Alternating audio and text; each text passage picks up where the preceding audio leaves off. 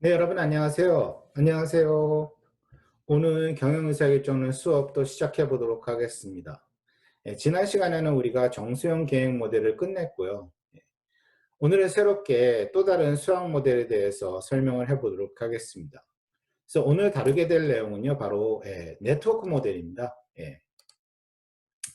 그래서 이 네트워크 모델을 설명하기 위해서는 제가 좀 노트가 필요하기 때문에 노트를 좀 옆에다가 좀 열도록 하겠습니다. 작게나마. 그래서 보시면은 이 네트워크 모델은 좀 그 다른 수학 모델과는 다른데요. 이게 뭐가 다르냐면 바로 네트워크 모델은 특이하게도요. 다른 수학 모델은 대부분 이 그 수학 함수를 이용해서 이 모델을 작성하게 되어 있는데 네트워크 모델은 특이하게도요. 이 그래프, 그러니까 그림을 그려서 이렇게 나타나게 되어 있습니다. 그래서 기본적으로 네트워크 모델에서는요. 이 수학 함수를 사용하지 않고 특이한 그런 그래프를 사용하기 때문에 특히 여기서 보는 마디라는 얘기가 나오거든요. 그 다음에 경로라는 얘기가 나오는데 마디, 즉 이제 영어로는 노드라고 얘기를 하는데 노드가 뭐냐? 그냥 간단합니다. 뭡니까? 저기 동그라미예요, 동그라미. 이렇게. 요거를 소위 말해 마디 혹은 뭐 노드 영어로 이렇게 얘기를 하고요. 그 다음 이제 또 다른 구성체가 뭐냐면 아크입니다. 아크. 아크는 뭐냐면 이제 경로라고 얘기를 하는데 이게 아크거든요. 그래서 이 아까 말한 대로 이제 특이하게도 네트워크 모델은요 수학 함수로 나타내기보다는 이렇게 두 가지 그림으로 두 가지 구성원으로 노드와 아크를 이용해서 나타내는 것이 소위 말하는 네트워크 모델이라고 얘기할 수가 있습니다. 그렇다고 하면 단랑 두 개만 있는 것은 아니고요. 노드의 역할은 뭐냐면 가령 예를 들어서 나중에 좀 설명을 하겠지만 뭐 경로 문제라든지 뭐 이런 경우는 이제 위치를 나타내고요. 그래서 가령 뭐 예를 들어서 이게 A라는 지점이고 B라는 지점인데 여기다 이제 물건을 보내려고 한다. 그러면은 어떻게 나타내냐? 특정한 경로를 통해서 이렇게 특히 이제 A에서 B로만 간다 그러면 화살표를 이용해서 이런 식으로 나타낼 수가 있습니다. 뭐 또 다른 경로가 있어가지고 이번에는 뭡니까? C라는 경로가 있어서 이번에는 A와 B만 아니라 A에서 B만 보내는 것이 아니라 A에서 C로도 보낼 수 있다. 이렇게 나타낼 수도 있고요. 또한 덧붙여서 뭐 D 경로 또 하나 이 마디가 있어가지고 여기다가 또 B에서 D로 혹은 C에서 D로 이렇게 나타낼 수가 있습니다. 이런 식으로 나타내는 것이 소위 말해 네트워크 모델이라고 얘기할 수가 있습니다. 근데 이제 한 가지 우리가 이미 배운 것과 마찬가지로 사실은 이 네트워크 모델은요, 우리가 그 선형계획 모델에서 모델 작성할 때 이 그 경로 문제, 운송 문제 했었잖아요. 그래서 사실은 이 대부분의 그 네트워크 모델은요, 선형 혹은 정수형 계획 모델로 표현할 수가 있습니다. 그래서 그런 식으로 이해하시면 되겠고요. 그 다음, 이 네트워크 모델이 왜 중요하냐, 왜 우리가 배워야 되냐, 여기에 대해서 좀 설명을 하면요. 실제로 우리가 경영 문제와 관련된 여러 가지들을 사실은 이제 네트워크 모델로 이런 나타낼 수가 있습니다. 그래서 대표적인 게 이제 유통 시스템인데요. 유통 시스템이라고 한다면 이제 어떤 산업에서 물건을 제작한 다음에 제조한 다음에 그래서 어디로 보내야죠. 이제 판매를 하려면. 그래서 그 중간 단계에 무슨 뭐 창고가 있다든지 아니면 최종적으로 뭐 시장이 있다든지 이런 식으로 나타낼 때 실질적으로 뭡니까? 이 네트워크 모델로 굉장히 이런 그 유통 시스템 디자인할 때 굉장히 쉽게 유통 시스템 자체를 나타내기가 굉장히 쉽다는 얘기입니다. 그 다음에 이제 또 대표적으로 많이 사용하는 네트워크 모델에 많이 사용하는 것이 바로 통신 시스템 디자인할 때 또 많이 사용하거든요. 그래서 좀 예를 들면 여러분들 뭐 사실은 이제 스마트폰이 있기 전에는 이제 우리가 핸드폰을 사용했었죠. 근데 사실은 핸드폰이 우리가 이제 미국에서는 핸드폰이라고 안 부르고 이제 셀폰, 그래서 셀룰라 폰이라고 우리가 얘기를 하거든요. 이렇게. 근데 이게 왜 셀룰라 폰이라고 불렀냐? 그럼 좀 이유가 있는데 셀이라는 것이 있어요. 뭐냐 하면은 가령 예를 들어서 이제 통신 핸드폰에 이 서비스를 통신 서비스를 제공하는 그런 통신업체가 이제 이 사람들이 이제 자신들이 배포한 이 통신업체에서 배포한 그런 핸드폰을 사용할 수 있게, 돌아다니면서 사용할 수 있게 하려면은 그냥 핸드폰만 그냥 건네주면 안 되고 이제 안테나를 세워야죠. 실제적으로 얘는 전파를 줄 수 있는. 근데 여러분들 잘 아시다시피 안테나라는 것이 이제 사실은 굉장히 제한적으로, 무한정으로 전파를 이렇게 보낼 수 있는 것이 아니라, 제한된 그런 영역 내에서만 전파가 가능합니다. 그래서 이제 사실은 이걸 어떻게 하냐면요. 가령 예를 들어서 이걸 소위 말해 이제 가령 이제 여기 이게 안테나다. 그러니까 통신회사에서 하나 안테나를 세웠다. 그러면은 사실은 이게 어떻게 이제 그 범위를 정하냐면 보통 이거를 이렇게 2차원면으로 이렇게 동그라미, 한 다음에 사실은 이것뿐만 아니라 위로도 되죠. 그렇죠? 그래서 이렇게 마치 이제 반구 모양의 그 하나의 그런 안테나가 커버할 수 있는 영역이 이렇게, 이거를 소위 말해 이제 버블이라고 얘기를 하거든요. 그래가지고 그 뭐죠? 뭐야 거품, 거품 그 비누 방울 거품 있잖아요. 그거, 반짜리, 그걸 버블이라고 얘기를 해요. 근데 사실은 이 윗부분은 별로 의미가 없고 사람들이 이제 왔다 갔다 이렇게 여기서 이제 범위에서 돌아다니기 때문에 실제적으로 이 그 동그라미 안에 들어서 핸드폰을 쥔 사람이, 요 안에서는 뭡니까? 이 안테나에서 오는 전파를 받음으로 해서 이제 통화가 가능하다는 얘기죠. 근데 문제는 이제 이 그 통신회사가 이 안테나 하나 달랑 하는데 이 지역에서만 서비스가 가능하다고 이렇게 하면 되나요? 안 되죠. 그렇죠? 되도록이면 넓은 지역에, 그 서비스를 제공해야죠. 그래서 사실은 이 통신회사의 그런 그 문제는 뭐냐면 1차원적인 그런 직접적인 그런 그 경영상의 문제를 해결해야 되는 문제는 뭐냐면은 이 안테나를 하나 지을 때마다 뭐 비용이 들죠. 그래서 되도록이면 뭡니까? 안테나를 적게, 적은 수의 안테나를 세우면서 뭡니까? 그 어떻게 하면 가장 넓은 그런 지역을 커버할 수 있냐. 이것이 한 가지 굉장히 커다란 문제입니다. 그래서 이걸 어떻게 해결하냐? 그러면은 이제 가령 안테나를 하나 있다. 그러면 이제 이거를 이제 원으로 나타내면 좀 어렵기 때문에 보통 이렇게 셀 모양, 이게 이제 육각형인데 이거를 셀이라고 그러거든요. 그래서 육각형인데 이 셀 모양으로 이렇게 나타내요.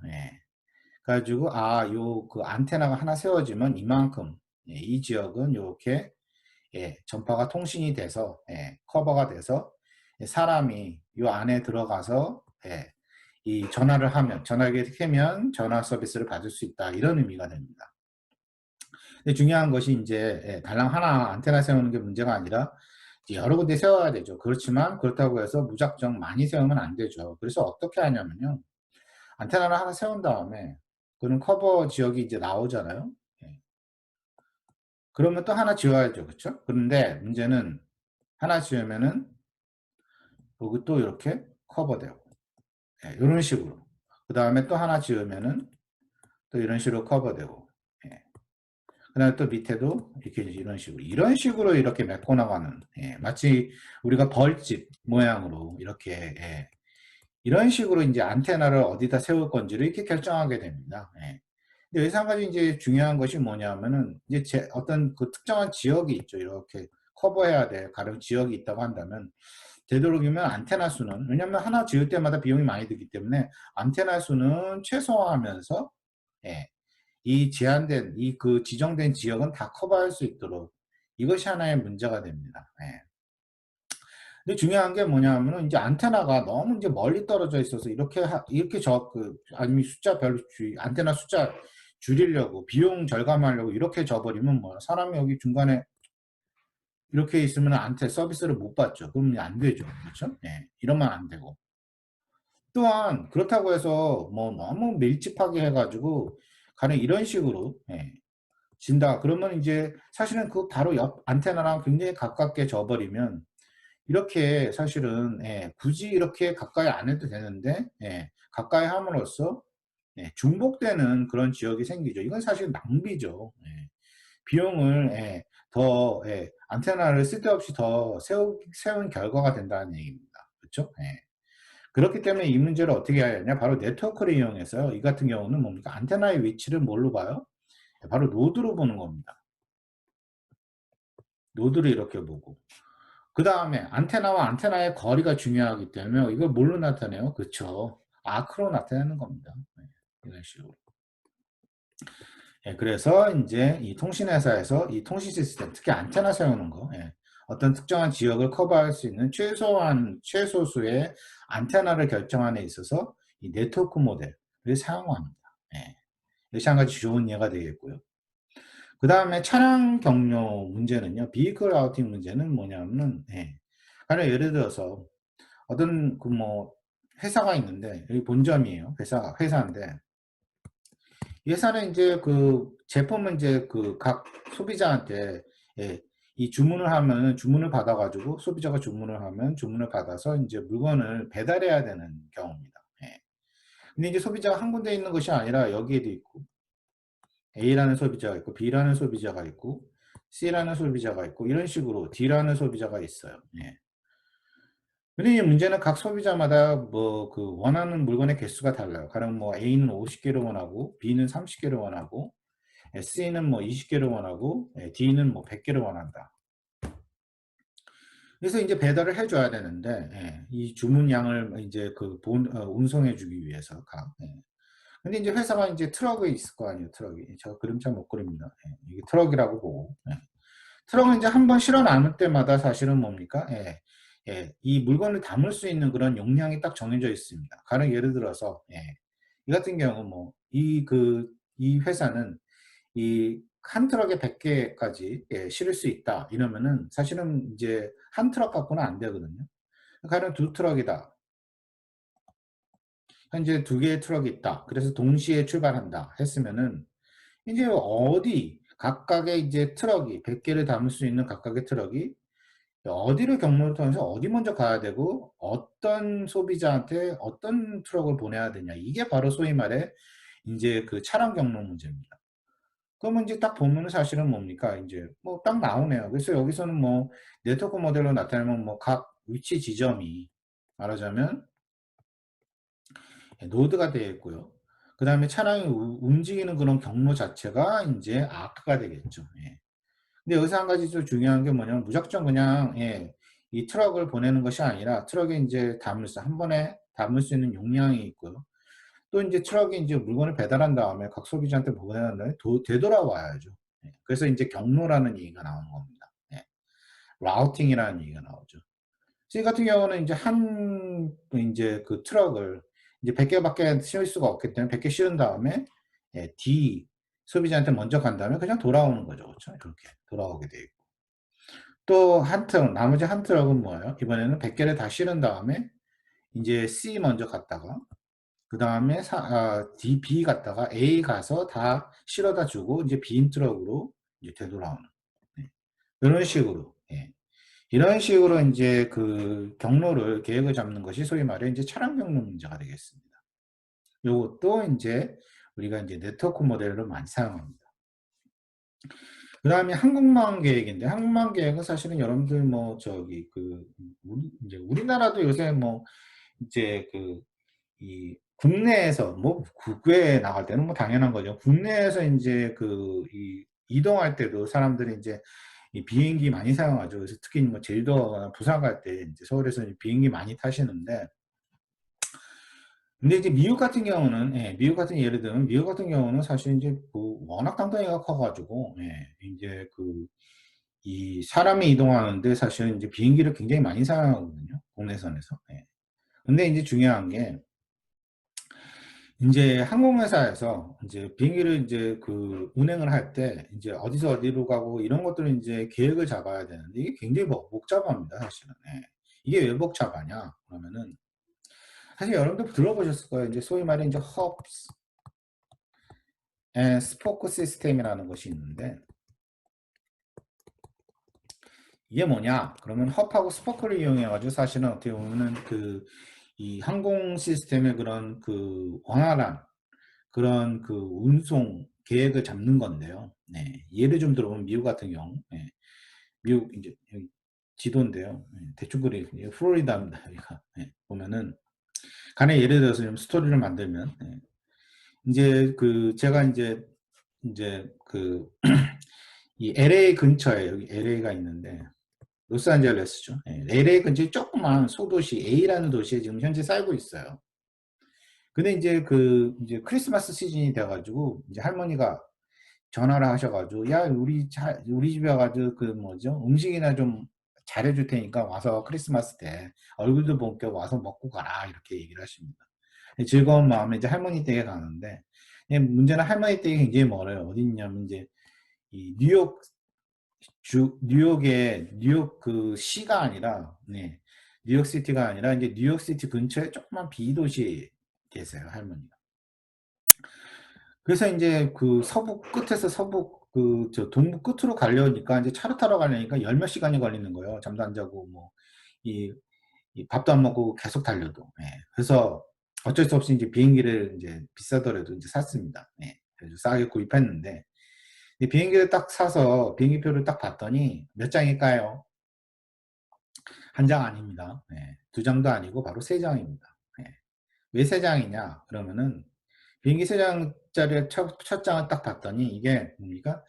이 A 도시에 있는 조그만 그 도시에 거기 있는 그런 작은 공항에서, 예, 조그만 비행기를 탑니다. 대부분 프로펠러 비행기, 조그만 비행기죠.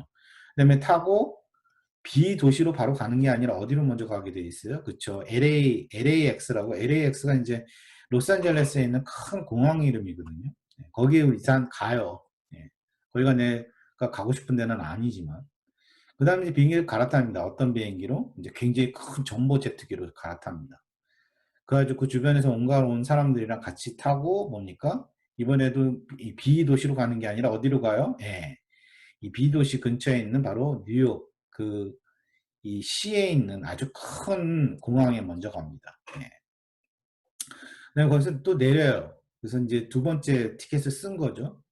그 다음에 마지막 세 번째 티켓은 뭘 위해서냐면 바로 이제 뉴욕시티 그 큰 공항에서 뭐요? 또 조그만 프라이플렛 비행기로 갈아타요. 세 번째 티켓을 쓰죠.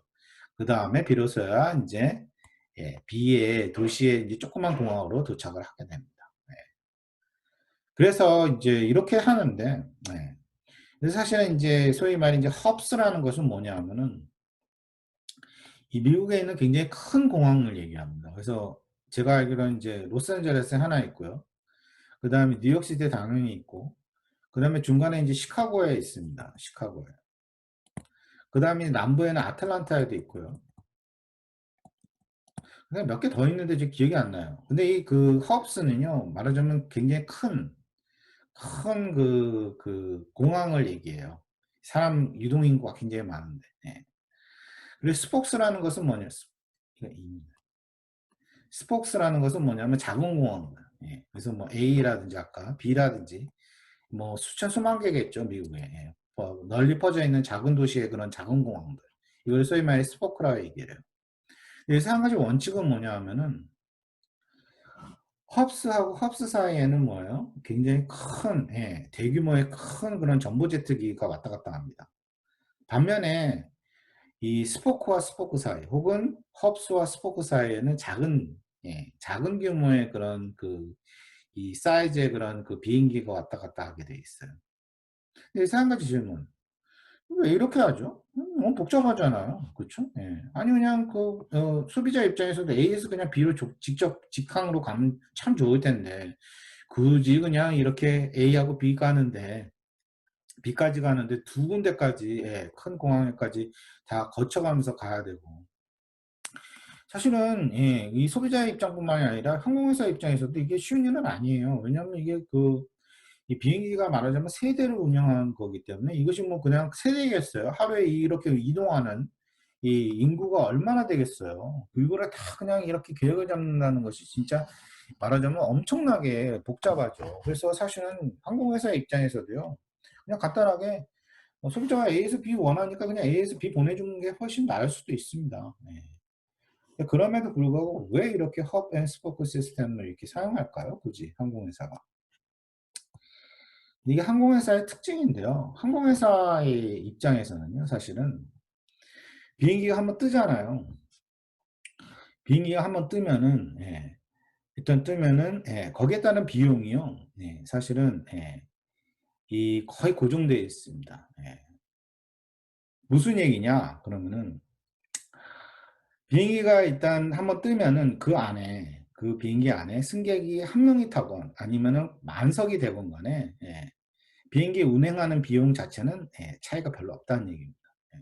그래서 뭐 비행기가 거기서 사람이 한 명이 타건 아니면 100명이 타건 200명이 타건 간에 거기에 따르는 비행기를 운영하는 그런 뭐 비행기 기름값이라든지 아니면 파일럿들 뭐 월급이라든지 뭐 이런 것들은 다 똑같다는 얘기입니다. 뭐 물론 이제 비행기 안에서 나눠주는 뭐 무슨 땅콩이나 뭐 이런 콜라 이런 거는 뭐 작을 수 있겠죠, 비인데 사실은 이런 것들은 다른 비행기 운영하는데 비는 드는 비용에 비하면은 사실은 껌값이죠. 아무것도 아니라는 얘기입니다. 예. 그렇기 때문에 충분히 그냥 쉽게 무시할 수 있고요. 그렇기 때문에 사실은 이 항공회사는요, 대표적으로 뭘 중점으로 두냐면 바로 이 소위 말해 이 레비뉴 매니지먼트. 여러분들 그 마케팅 수업 들으셨습니까? 아마 들어보셨을 거예요. 레비뉴 매니지먼트. 예. 이 대부분의 사실은 이제 그 생산 혹은 판매하는 그런 업체에서는요, 회사에서는 이 비용을 줄이려고 많이 노력을 하죠. 근데 이 항공회사 같이 이 비용을 사실은 줄이는 게 굉장히 어려운 경우. 다른 예를 들어서 이렇게, 일단 비행기가 한번 뜨면은, 예, 그 안에 사람이 한 명이 타건, 뭐, 10명이 타건, 200명이 타건, 300명이 타건 간에, 이 비용이 똑같죠. 다시 말하면은 아무리 노력을 해도 비용을 줄일 수 없다는 얘기입니다. 그런 비용을 줄일 수 없으면 그냥 둬요? 아니죠. 이 순이익을 극대화하는 그런 궁극적인 목적을 달성하기 위해서 비용이 고정되어 있다면 뭘 노력해야 되겠어요? 그렇죠. 수익을 조정해야죠. 소위 말해 이제 이 revenue management 혹은 demand management라고 얘기를 하거든요. 네. 다시 말하면은 이 비용을 조절하기, 통제하기가 어렵기 때문에 비용을 줄이기가 어렵기 때문에 대신에 뭡니까? 이 수익 혹은 뭐 수요를 조정한다는 얘기입니다. 근데 여러분들 잘 아시다시피 수요라는 것은 어때요? 이 판매하는 입장 혹은 물품을 제조하는 입장에서는 수요는 통제가 안 됩니다. 그렇죠? 수요는 누가 통제해요? 그렇죠? 물건을 사는 사람, 소비자들이 통제하죠. 그렇죠? 소비자가 많이 사냐 안 사냐에 따라 달라지는 거기 때문에 사실은 이거는 판매자나 제조업자 입장에서는 손에서 벗어나는 겁니다. 통제가 안 돼요. 다만 이제 이 판매업자나 제조업자가 수요를 통제할 수 있는 유일한 방법은 뭐겠어요? 근데 경제에서 배웠잖아요. 뭐예요? 그쵸? 가격. 그쵸? 가격. 가격을 보통 이제 줄이면은, 이제 수요가 올라가고, 가격을 이제 올리면은, 이제 뭡니까? 이제 수요가 내려가는 그런 그 현상이 있기 때문에, 일반 명품이나 뭐 이런 경우는 반대의 경우지만, 대부분의 경우는 그렇기 때문에, 실제로 가격을 통해서 뭡니까? 이제 수요를 통제하는, 수요를 조정하는, 이런 방법을 취합니다. 말하자면은 허브앤스포크 시스템도 이런 의미예요. 뭐냐 하면은 이 비행기 운영하는 비용을 이걸 조정하기가 어렵기 때문에 이번에는 뭐예요? 수요를 조정하는 겁니다. 그래서 어떻게 하냐? 그러면은 이 허브스라는 것은 뭐겠어요? 단순히 그냥 큰 공항이라는 의미뿐만이 아니라 거기에는 뭐예요? 관련된 사람이 많죠. 일단은 그 공항에 들르는 사람이 많다는 얘기입니다. 반면에 이 스포크, 작은 공항 같은 경우는 수요가 별로 없어요. 그래서 스포크에서 스포크로 이동하는 사람의 수는 적을 수밖에 없습니다. 그렇기 때문에 대부분 뭡니까? 이 스포크와 스포크 혹은 스포크와 헙 사이에는요, 작은 비행기를 사용해요. 반면에 헙과 헙 사이에는 대규모의 비행기를 사용하죠. 일단은 비행기라는 것은 비행기 좌석이 딱 정해져 있기 때문에 그걸 조정하기가 어려워요. 그래서 비행기 회사 입장에서 이 최대한의 궁극적인 목적은 뭐냐 하면은 뭐예요? 그쵸. 비행기가 일단 뜨려면은 뭐예요? 그 안에 꽉꽉 채워야 됩니다. 꽉꽉 채워야 됩니다.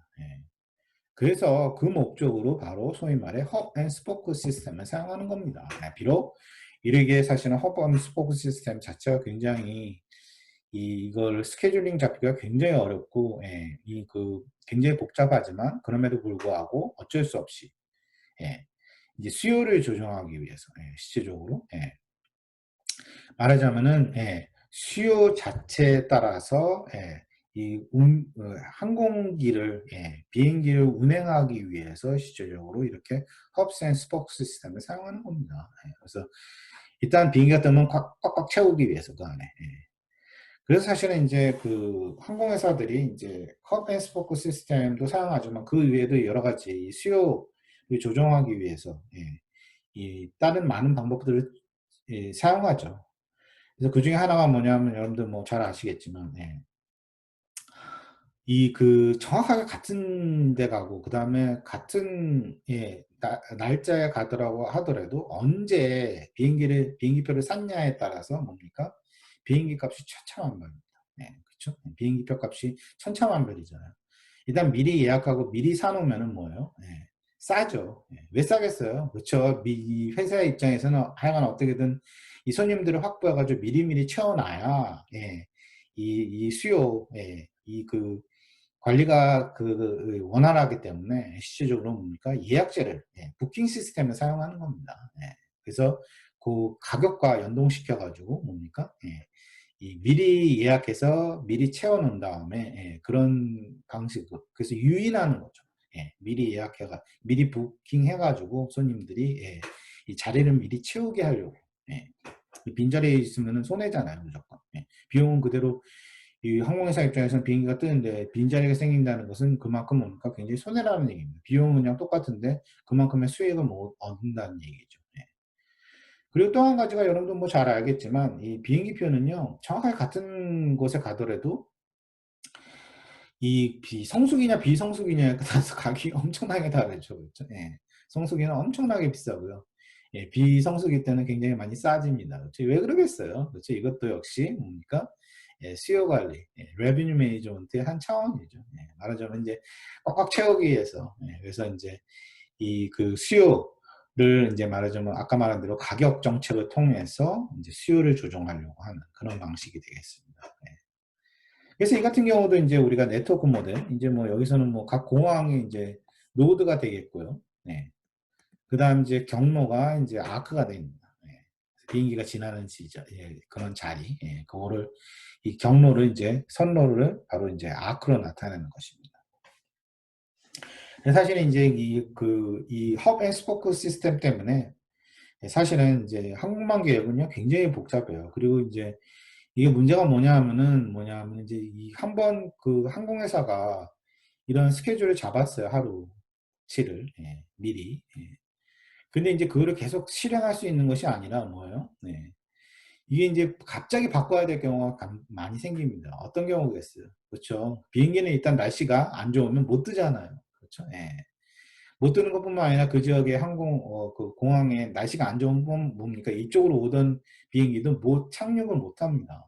딴 데로 가야 돼요. 그러면 이제 뭡니까? 미리 벌써 한 달 전에 계획 잡아놓은 거 이제 엉키는 거죠. 그래서 난리가 나는 거죠.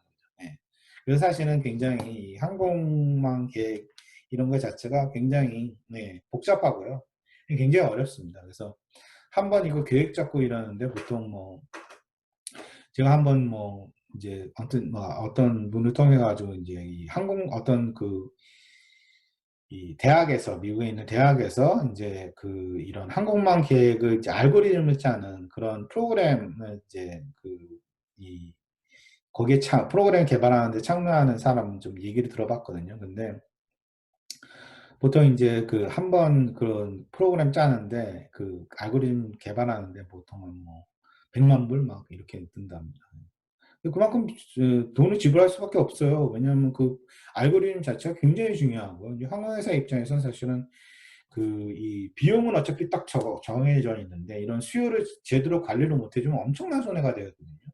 100만 불이 문제가 아니라 뭐 엄청나죠. 그렇기 때문에 사실은 그만큼의 그런 계획 잡는데 돈을 많이 들일 수밖에 없다는 얘기입니다. 뭐 그 이외에도 사실은 뭐 이제 유통 시스템 아까 앞서 말한 유통 시스템 설계하고 뭐 통신 시스템 디자인하고 차량 경로 계획하고 그다음에 항공망 이제 스케줄링 잡고 뭐 이런 것들 외에도 사실은 굉장히 꽤 많은 그런 회사의 경영과 관련된 문제들을 사실 네트워크 모델로 또 나타낼 수가 있습니다. 그리고 또 한 가지 이게 굉장히 중요한 네트워크 모델의 그런 강점인데요. 뭐냐면요. 사실 모든 네트워크 모델이 그렇지는 않거든요. 근데 이 굉장히 많은 네트워크 모델이요. 그 구조적인 특성 때문에요. 굉장히 그 단순하고 효율적인 그런 알고리즘, 그 최적화 값을 구할 수 있는 그런 알고리즘이 이미 많이 개발이 되어 있습니다. 예. 그래서 여러분들 효율적인 그런 그 해법, 최적 해법에 대해서는 제가 얘기를 했습니다. 그렇죠? 예. 효율적이라는 얘기는 뭐냐 하면은 이 진짜 최적화 값도 구하면서 뭔가 그 최적화 값을 뭐예요? 빠른 시간 안에 구할 수 있는 예, 그런 알고리즘이라는 얘기죠. 예. 이게 왜 중요하냐? 아까 그 우리가 항공모함 계획 이 예를 들어보면은 가령 예를 들어서 이미 한 달 전에 계획을 딱 잡아놨는데 항공모함 스케줄 다 해놨는데 이제 갑자기 인제 뭐 시카고 뭐 이런 지역에서 인제 여기 특히 인제 여기가 아주 그냥 날씨가 안 좋기로 유명하거든요. 예. 이런데 막 갑자기 폭풍우가 왔어요. 예, 어느 날. 그래 가지고 기존에 인제 한 달 전에 잡은 계획이 다 헝클어지는 거죠. 그래서 뭐 LA에서 오던 비행기 인제 시카고에 착륙 못하고 뭐 뉴욕시티로 보내야 되고 그다음에 시카고에서 인제 비행기 막 타려고 하는 사람들 인제 딴 데로 인제 어떻게든 뭐 이 어떻게 보내 가지고 뭐 다음 비행기로 하든지 뭐 이렇게 해야 돼요. 완전히 계획이 엉클어져 버리는 거죠. 그렇죠?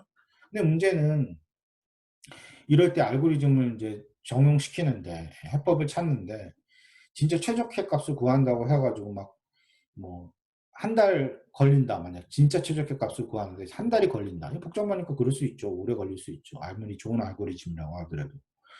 한 달이 걸린다 그러면 시카고에서 지금 비행기 타려는 사람한테 한 달 구해 오세요 이렇게 할 수 있나요? 안 되죠.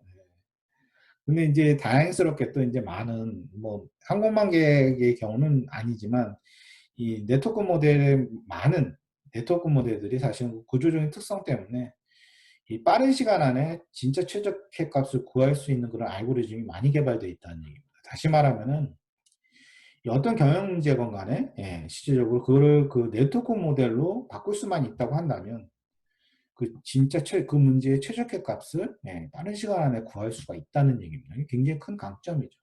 마치 선형계획 모델처럼 예, 굉장히 큰 강점이 되겠습니다. 다음 여기서 이제 몇 가지 예, 대표적인 그런 네트워크 문제들을 좀 네트워크 모델을 적용할 수 있는 경영 문제들을 좀 설명을 하도록 하겠습니다. 그래서 뭐 운송 문제, 운송 문제는 우리가 이미 선형계획 문제에서 선형계획 모델에서 다뤘죠. 예. 그다음에 환정 문제라든지 뭐 할당 문제, 뭐 외판원 문제, 뭐 이런 것들 좀 보도록 하겠습니다. 하나하나.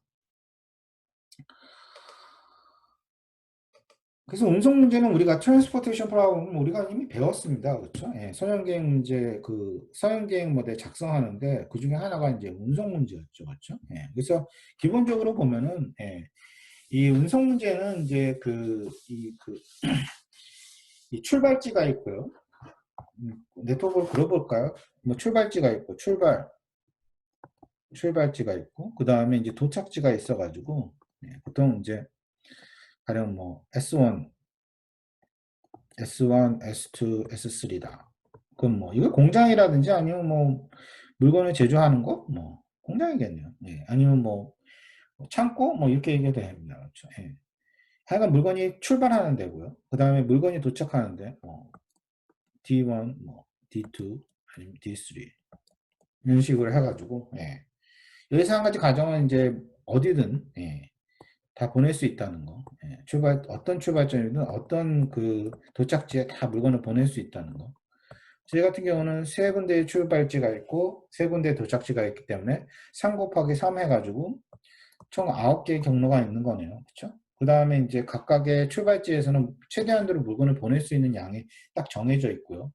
뭐 가령 뭐 100개, 뭐 50개, 150개, 그래서 총 뭐 300개 이렇게 되고요. 그 다음에 도착지에서는 뭐 100개, 뭐 100개, 뭐 200개 이렇게 미안합니다. 200개가 되면 안 되죠. 100개, 그래가지고 300개 이렇게 돼가지고 예. 가령 뭐 여기서의 문제는 뭐냐면 예. 특정한 그런 그 출발지에서 몇 개의 물건을 예. 어떤 그런 도착지에 물건을 보낼 것인가 예. 어떻게 비용을 최소화하는 방법. 여기서 이제는 각 경로마다 이제 한 개의 물건을 보낼 때마다 비용이 이제 정해져 있는 거죠. 가령 뭐 S1에서 D1으로 보내려면은 뭐 5,000원을, 예, 한 개당 5,000원의 운송비가 든다. 뭐 이런 식으로. 예, 그 다음에 뭐 S1에서 D2로 물건을 보내려면 뭐 만 원의 비용이 든다. 뭐 이런 식으로 딱딱, 예, 뭐 다 적지는 않겠습니다. 이런 식으로 예를 들어서 비용이 정해져 있기 때문에 실제로 여기서의 이제 관건은 뭐냐면, 예, 각각의 그 출발지에서 몇 개의 물건을 각각의 도착지에, 예, 보내는데, 예, 이 비용을 최소화하는 방법으로 보낼 것이냐. 이것이 이제 운송 문제의 대표적인 예가 되겠습니다. 근데 이제 운송 문제에서는요, 총 이제 그 보내는 양과 그 다음에 총 받는 양이 딱딱 이렇게 밸런스가 맞는 경우도 있지만, 가령 밸런스가 안 맞는 경우도 있을 수가 있거든요. 가령 예를 들어서 뭐, 여기서는 300개, 300개인데, 가령 예를 들어서 여기서 뭐 50이다. 이게. 그럼 250, 보내는 거는 300인데 받는 거는 250밖에 안 되잖아요. 그럼 이 같은 경우는 어떻게 하냐? 그런 경우는요, 이 소위 말해 이제 노드, 이 더미 노드라고 그래가지고, 말하자면 가상의, 원래는 존재하지 않은데 가상의 그런 그 도착지를 만듭니다. 그래가지고 여기서도 이제 이렇게 각 어디든 어디서든 어떤 출발지는 어떤 도착지로, 그것이 비록 가상이라 하더라도 다 갈 수 있게 이렇게 만들어 놓으니까, 이렇게 한 다음에 뭡니까? 이거를 50이라고 잡고 그 다음에 300, 300 이렇게 양쪽을 밸런스를 잡아주는 겁니다. 역시 만약에 출발지, 이번에는 출발지가, 예, 오히려 도착지의 그런 그러니까 공급량이 총 그 수요량보다도 적다. 이런 경우, 반대의 경우죠. 이런 경우는 뭡니까? 이번에는 이제 더미가 출발지 하나 더 붙는 거죠. 그래서 더미 출발지가 하나 더 붙는 거죠. 가상의 출발지라고 얘기를 할 수가 있어요. 그럼으로써 이제 이 나머지 할당된 모자라는 부분을 거기다가 할당함으로써 뭡니까? 양쪽에 총 공급량과 총 수요량을 밸런스를 맞춰주는 겁니다. 이런 식으로 우리가 네트워크 모델을 계속, 예, 비록 총 공급량과 총 수요량이 맞지 않는다고 하더라도, 예, 더미 노드를 사용해 가지고 이렇게 양쪽에, 예, 이 그 밸런스를 맞출 수가 있는 겁니다. 그다음, 예. 그다음이 아니죠, 아직. 예. 그래서 이제 그 이 최적화법으로는요, 이제 뭐 선형계획법이 있고요. 그러니까 말하자면 선형계획법, 무슨 얘기냐면 이거를 이제 우리가 이미 했듯이, 예전 문제에서 했듯이 이제 선형계획 모델로 바꾼 다음에 이 선형계획 모델의 그런 최적화 해법을 이용해 가지고 최적화 값을 구하는 방식이 되어 있고요. 또한 사실 굳이 그렇지 않아요. 선형계 모델로 바꾸지 않더라도요. 사실은 이 운송 문제는 이 그 고유의 그런 네트워크 모델로서의 그런 그 최적화 값이 효율적인 그런 최적화 값 구하는 방식이 있습니다. 이제 그건 이제 소위 말하는 이제 스태핑 스톤 알고리즘인데요. 네. 혹시 여러분들 뭐 다른 뭐 생성원이나 이런 수업 들어보시면은 아마 배울 수가 있을 겁니다. 네. 여기서는 그냥 이런 것이 있다 하고 넘어가도록 하겠습니다.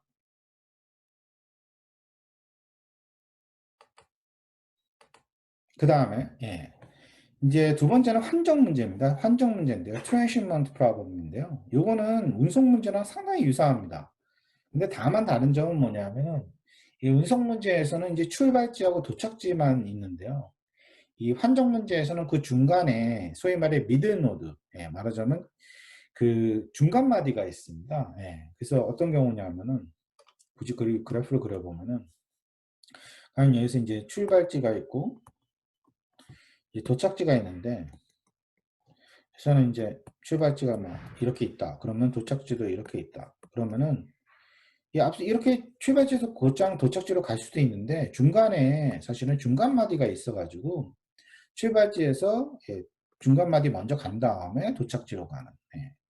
그래서 이런 식으로, 예, 가야 되는. 예. 그래서 중간 마디가 있는 경우, 출발지와 최종 도착지 사이에 그런 중간 마디가 있는 경우를 소위 말해 이 환정 문제라고 얘기를 합니다. 예, 환정 문제라고 얘기를 하는데, 어떻게 보면은 사실은 운송 문제보다는 환경 문제가 훨씬 현실적이죠. 예, 그래서 특히 이제 이 공급망 이런 그 시스템 디자인할 때 이를 많이 사용하는데요. 예, 가령 예를 들어서 뭐 출발지가 이제 공장이다. 그러면 이제 도착지가 이제 최종 뭐 시장이다 했을 때 보통은 이제 공장에서 물건을 제조한 다음에 시장을 곧장 보내기보다는 이 중간 경로를 많이 하죠. 그렇죠? 그래서 뭐 이 창고라든지 아니면은 뭐 이게 뭐 이 제조업자라고 한다면은 제조업체라고 한다면 제조업체에서 인제 어디로 보내요? 인제 그쵸. 이 도매업체한테 먼저 보낸 다음에 그다음에 나중에 소매업체한테 소매자 업체 이 가게한테 보내게 돼 있죠. 그래서 중간에 경로가 있는 경우 이런 것이 사실은 대부분이죠. 네. 그래서 이런 경우는 이제 사실은 운송 문제보다는 인제 뭐 환정 문제를 많이 사용합니다. 네. 근데 이제 네트워크 이걸 사용하는데 인제 문제는 여기서는 좀 쪼끔 약간 살짝 복잡할 수 있는 게 이제 공급량과 그 수요량을 사실은 인제 이 맞추는데 거기에 있어서 인제 이것도 사실은 선형계획 모델로 나타낼 수가 있거든요, 한정 문제로. 근데 이게 어떻게 나타내냐가 쪼끔 관건인데 좀 예를 들어 보도록 하겠습니다. 보시면은 이거 한정 문제입니다. 그래서 이제 1 번이 있고 이제 2 번이 있고 이 노드입니다. 예. 그다음에 3 번이 있고 그다음에 4 번이 있고 5 번이 있고 6 번이 있습니다. 근데 여기서 인제 지정을 해야 될 것이 뭐냐면 이제 1 번하고 2 번은 말하자면 이제 출발지고요. 그래서 물건을 순수하게 보내는 곳입니다. 예. 보내는 곳인데 이게 어떻게 보면은 보내는 양이 딱 정해져 있는데 문제는 여기서는 인제 뭡니까? 사실은 인제 받을 수도 있는 그런 경우입니다. 그래서 일단은 S는 첫 번째 노드는 뭡니까?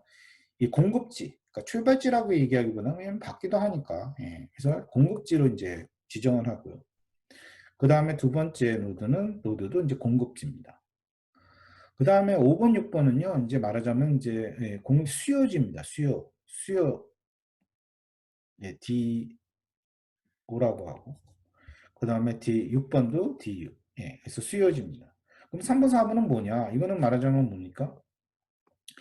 중간마디죠, 중간마디. 예. 경로입니다. 경로. 그래서 여기서의 관건은 뭐냐면 이제 각각의 공급지에서는 물건을 보내야 되는 순수하게 보내야 되는 양이 있어요. 나가는 거죠.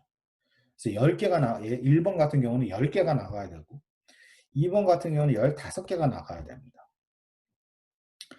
반면에 인제 수요지는 같은 경우는 뭐예요? 이번에는 받아야 돼요. 하여간 보내건 여기서도 보내건 받건 간에 일단 최종적으로 받아야 될 양이 뭡니까? 12 개입니다. 예. D5 같은 경우. 예, 다섯 번째 같은 경우. 그다음에 여섯 번째 같은 경우는 받아야 될 양이 13 개입니다, 최종적으로. 예. 그다음에 이제 경로가 이제 3 번, 4 번은 뭐냐? 그러면 경로이기 때문에 여기서는 최종적으로 뭡니까? 물건이 남으면 안 돼요. 그건 다른 말하자면 0이 돼야 돼요, 0. 둘 다. 예. 그다음에 경로를 좀 살펴보면요. 이렇게 1 번에서 5 번으로 갈 수 있고 이렇게 지정되어 있습니다. 1 번에서 3 번으로 갈 수 있고 3 번에서 4 번으로 갈 수 있고 그다음에 1 번에서 2 번으로 갈 수 있고 2 번에서 1 번으로도 갈 수 있습니다. 2 번에서 4 번으로 가고 3 번에서 4 번으로 갈 수 있고 4 번에서 6 번으로 가고 5 번에서 6 번으로 가고 6 번에서 5 번으로 이렇게 지정되어 있습니다.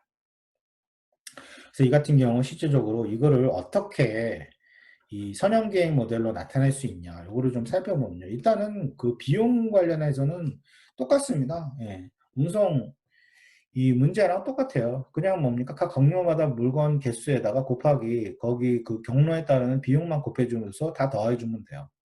그래서 그거는 인제 별로 중요한 게 아닌데 여기서는 이제 문제는 이러한 관계를 어떻게 조건식으로 나타낼 거냐. 예, 선형계획 모델에서 제압 조건식으로 나타낼 거냐. 이게 인제 관건이거든요. 한번 해 보겠습니다. 그래서 일단은 결정 변수는요. 결정 변수는 이제 x하고 ij를 나타내야 되죠. 우리가 인제 선형계획 모델에서도 그랬잖아요. 이 운송 문제 선형계획 모델로 바꿀 때. 그쵸? 예. 그래서 xij는 뭐냐면은 인제 뭐예요? 제품 횟수죠. i에서 j로 운송된 제품의 수 이렇게 하면 됩니다. 그렇죠? 예. 우리가 이미 했죠, 이거는. 예. 그래서 IJ가 왜 필요하냐? 출발지와 그 다음에 도착지를 지정해 줘야 되기 때문에 필요합니다. 그렇죠? 예. 그 다음에 여기서 이제 하나하나 노드마다 이제 이거를 이제 나타내 줘야 되는데, 뭐, 이건 사실 간단합니다. 예, 일단 한번 기본만 예, 하면은 간단해요. 그래서 결국은 이제 첫 번째 노드를 보면요. 노드 하나마다 1번 보면은, 일단은 이 노드는요, 보내야 돼요. 그쵸? 나가야 됩니다. 근데 보면은 2번에서 1번으로 받기도 해요. 그러면은 받는 거를 먼저 살펴보면은, 받는 거는 뭐예요? X, 2, 출발지 2, 그 다음에 1이죠. 예, 이거는 받는 거예요. 그렇죠? 더 들어가는 데가 있습니까? 1번으로? 없네요. 그래서 여기는 끝났고. 반면에 1번에서 나가는 거를 한번 보도록 하겠습니다. 나가는 거. 이제 플로우 인이라고 하고, 플로우 아웃이라고 하고, 이렇게 보면은. 이번에는 나가는 걸 한번 보겠습니다. 뭐가 있습니까? 나가는 거는 1하고 2가 있고요. x 1, 2. 그 다음에 더하기. 하나 더 있네요. 그렇죠? x 1, 3이 있습니다. x 1, 4. 아, 하나 더 있군요. 미안합니다. x 1, 5도 있네요. 그렇죠? x 1, 5. 이렇게 있습니다. 세 개가 있네요. 그렇죠? 예. 근데 중요한 게 여기서는 일단은 예.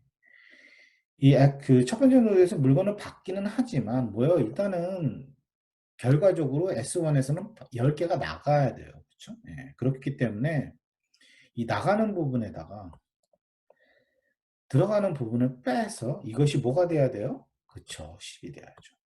바로 이런 식으로 바로 예, 이거는 공급 노드이기 때문에 예, 바로 이런 식으로 예, 나타내 줍니다. 예. 그 다음에 같은 방식으로 노드 2 해볼까요?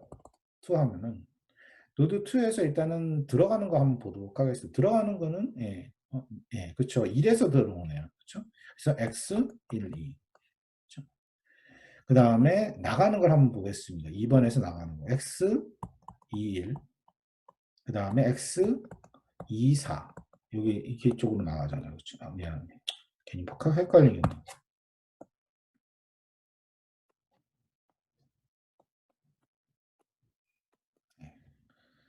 그래서 이게 어떻게 돼요? 예, 여기서도 뭡니까? 이것도 공급지기 때문에 15가 최종적으로 나가야 되는 겁니다. 그래서 나가는 거에 들어오는 걸 빼서 이것이 뭐가 돼요? 15가 돼야 된다는 얘기입니다. 그렇죠? 예. 이런 식으로 하면 상당히 쉽습니다. 그렇죠? 예. 이번에는 노드 3 해볼까요? 노드 3은 뭐예요? 그쵸? 중간 경로예요. 그렇죠? 예. 일단은 위에 했던 같은 방식으로 들어오는 거 한번 볼까요? 들어오는 거는 1에서 3인가요? 그렇죠? 예. 그 다음에 더 들어오는 건 없네요. 그 다음에 나가는 거 한번 볼까요? 예. 3에서 4. 그 다음에 3에서 5. 그렇죠? 예. 그래서 이거는 뭡니까? 사실은 뭐예요? 이건 중간 경로이기 때문에 역시 나가는 거 더하기 하고 들어가는 거 빼는데 이게 뭐가 돼야 돼요? 이번에는 예, 그쵸. 0이죠, 0. 남는 게 없어야 되잖아요. 중간 경로이기 때문에. 순수하게 중간 경로이기 때문에 하여간 뭐가 들어가면 뭐가 나오건 간에 최종적으로는 뭡니까? 남는 게 없어야 된다는 얘기입니다. 그쵸? 예. 그 다음에 노드 4. 노드 4도 뭐예요? 중간 경로죠. 그쵸? 그래서 노드 4를 보면은 예, 2에서 4가 들어오고 그 다음에 예, 그 다음에 3에서 4 들어오네요. 그쵸? 아, 미안합니다.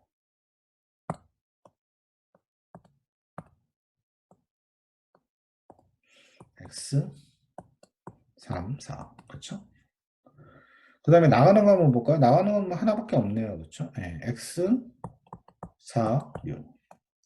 그래서 나가는 거 더하기 들어오는 거 빼기. 그래서 이것이 뭐가 돼야 돼요? 역시 0이 돼야 됩니다. 그렇죠? 예. 그 다음 이번에는 노드 5 해볼까요?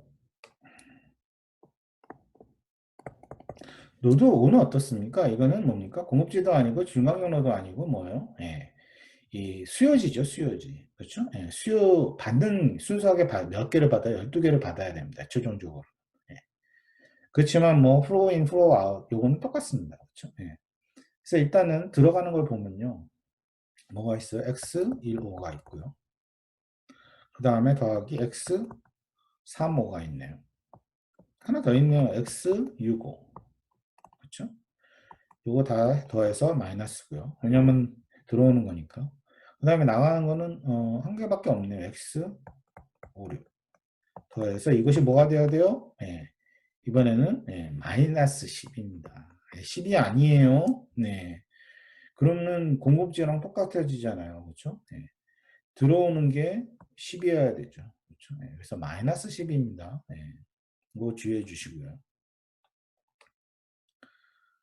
그 다음에 최종적으로 노드 6번 해볼까요? 네, 노드 6번. 네. 이번에 노드 6번에 들어오는 걸 보면은 x46인가요? 더하기 x56. 그렇죠? 두 개밖에 없네요. 빼기고요. 그 다음에 더하기 나가는 거는 x565인가요? 네. 이것이 뭐가 돼야 돼요? 네, 그렇죠. 13이 아니라 마이너스 14. 왜냐? 들어오는 게 많아야 되니까. 그쵸? 13이어야 되니까. 그쵸? 네. 그래서 한번 확인 좀 하겠습니다. 혹시 제가 잘못 쓴 건 없나? 그래서 20, 24, 15, 13, 34, 35, 14, 46, 0, 15, 35, 65, 56, 마이너스 12, 46, 56, 65, 마이너스 4. 네, 맞습니다. 네. 그래서 이런 식으로 우리가 나머지는 뭐 똑같습니다. 예, 그래서 뭐 목적 함수 뭐 그냥 여기서는 지정하지 않았지만 각 경로마다 비용 한 개의 제품을 보낼 때마다 비용 곱하기 그냥 그 경로를 통해서 보내는 제품의 수 곱해주면 되고요. 그래서 다 더하면 되고 그다음에 뭐 최종적으로 뭐 x들은 다 뭐 적어볼까요? x는 뭐 xij는 뭐 이거는 물건을 보내는 거기 때문에 예, 다 xij는 0보다 크거나 같다. 뭐 어떤 거에 대해서 뭐 모든 IJ에 대해서 이렇게 해주시면 되겠습니다. 그래서 이렇게 우리가 환경 문제 나타낼 수 있고요. 그리고 환경 문제는 이제 사실은 뭐 이것도 최적화 값을 구할 수 있는 그런 알고리즘이 개발되어 있습니다. 그래서 뭐 여기서 본 것처럼 슬라이드에서 보는 것처럼 네트워크 심플렉스 모델을 사용하든지 아니면 뭐 운송 문제로 일단 변환시킨 다음에 각 출발지와 도착지를 경로로 나누어서 이를 최단 경로법으로 풀이하는 거. 그래서 최단 경로법은 이제 바로 우리가 다음에 이제 배우게 될 겁니다. 뭔지. 그래서 이런 식으로 이제 최적화 값을 최적 환경 문제의 최적화 값을 구할 수가 있는 겁니다. 시간이 꽤 지났기 때문에 여기서 좀 중단을 하고요. 다음 시간에 계속하도록 하겠습니다. 여러분들 수업 들으시느라고 수고 많이 하셨습니다. 다음 시간에 뵙겠습니다.